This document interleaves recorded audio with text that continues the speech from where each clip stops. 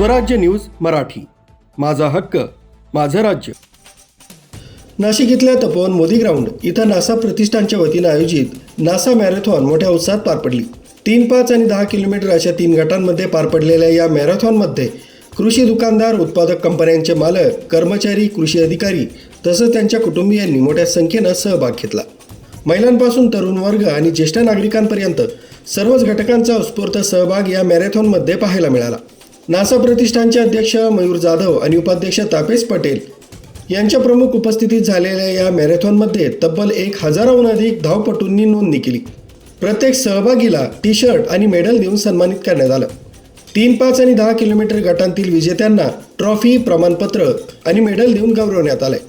या यशस्वी आयोजनासाठी मयूर जाधव, तापेश पटेल यांच्यासह गोकुळ मानकर, अभिषेक हिरावत, शशिकांत शेट्टी, भूषण केशवरात, शामराव शिंदे, मुकेश काळे, ललित जाधव, प्रवीण आढाव, तुषार भोर, प्रवीण पाटील, योगेश डोमसे आणि विवेक माळोदे यांनी विशेष मेहनत घेतली।